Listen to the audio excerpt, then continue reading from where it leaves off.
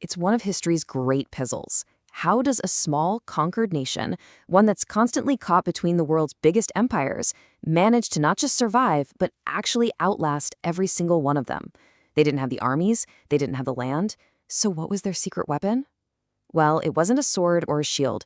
It was something far, far more powerful. And that brings us to the big question. I mean, really think about it. What's more powerful? Your first instinct is to say the army, right? Fortresses, soldiers, raw power. But what if the ultimate weapon isn't about conquering land, but about controlling the story that gets told about that land for centuries to come? That's exactly the strategy we're going to dive into. A war that was won not on the battlefield, but in the pages of history itself. You see, the whole idea was brilliant, almost crazy. It was a narrative survival strategy. The goal was never, ever to beat the conqueror in a fight. I mean, that was impossible. No, the goal was to condition them, to weave a story so compelling that these massive, world-spanning empires started to believe that their own success, their own stability, was directly tied to how they treated this one tiny nation. And this right here, this is the heart of it. It's all about controlling the meaning of what happened. It didn't matter if it was a huge victory or a crushing defeat. Every single event was deliberately framed as a lesson for whoever was in charge at the time. The message, woven into every story, was simple. Honor our God, and your empire will do just fine. Disrespect us, and your empire will eventually fall apart. It was a warning. Now, for a long, long time, these stories existed in what you could call a mythic space, a time before everyone was keeping records, where, the storyteller's version of events was the only version. But then, around the 8th century BCE, the whole game changed. Empires like Assyria started carving their own histories into stone, and suddenly, history wasn't just a story anymore. It was a documented and very contested space. This shift was huge. It forced the whole strategy to evolve. You couldn't just make up a story out of thin air anymore. Nope. Now, with these competing imperial records, you had to take a real, documented event and win the fight over what it meant. The game leveled up from pure invention to a much more sophisticated kind of narrative warfare. So, how did this actually play out? Let's look at 3 massive empires that basically became test subjects for the strategy, each with totally different results. This is where the war of words gets very real. All right, first up, the brutal Assyrian Empire. These guys were the first major test in this new world of documented history. And believe me, the Assyrians were masters of propaganda. They carved their victories into their palace walls for everyone to see. It seemed impossible for a tiny kingdom story to even stand a chance.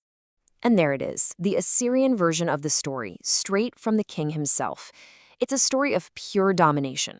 He's boasting about trapping the Judean king like a bird in a cage. I mean, as far as the official record of the mighty Assyrian Empire was concerned, that was it. Story's over. They won. But look at this. Here you have the 2 competing stories side by side. The Assyrians focus on the 46 cities they wiped out and the tons of tribute they got. That's a clear military win.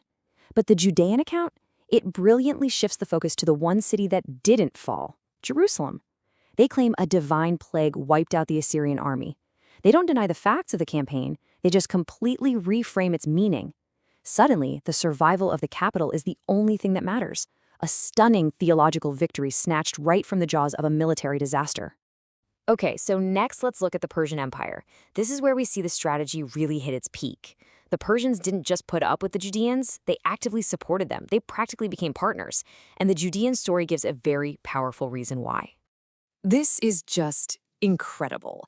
The Judean account doesn't just paint Cyrus the Great as a tolerant ruler. It presents his entire imperial policy as a direct command from their God. Think about that. The most powerful man on earth is cast as an agent of a higher power whose main job is to rebuild their temple. It's an absolute masterclass in narrative framing. And this wasn't just a good story. The strategy delivered real, tangible benefits. The Persian Empire actually paid for the temple to be rebuilt, returned sacred treasures, and even used its own imperial authority to enforce Jewish law. This was the strategy's ultimate success. An empire was completely convinced that protecting this little nation's identity was just good policy for everyone. But what happens when an empire does the exact opposite? Well, the Seleucid Empire. especially under a guy named Antiochus IV, gives us the cautionary tale. He didn't accommodate, he tried to erase, and for his empire, the results were an absolute catastrophe. I mean, just look at this list. It's a complete reversal of the Persian model. Antiochus didn't just conquer, he attacked the very soul of Judean identity, making their most sacred traditions illegal. Now, in the logic of the survival strategy, this wasn't just bad policy, this was an empire practically begging for its own downfall. And what was the result? Not submission. It was the violent Maccabean rebellion, which completely destabilized his entire region. So let's just pull back for a second and look at the big picture here. We've seen the strategy get tested, we've seen it succeed beautifully, and we've seen what happens when it's ignored. But this all raises a really important question. What was the real goal of this whole thing? And honestly, this might be the most important question of all. It's the obvious objection, right? If this narrative strategy was so good, why was their sacred temple destroyed not just once, but twice?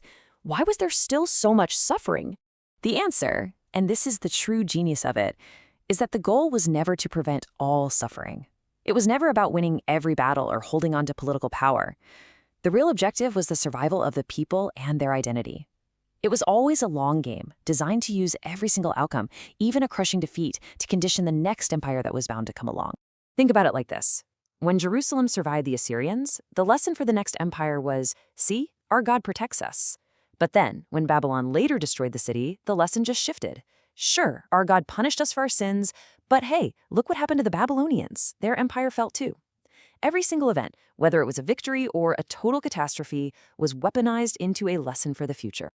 And that leaves us with a pretty provocative question for our own time.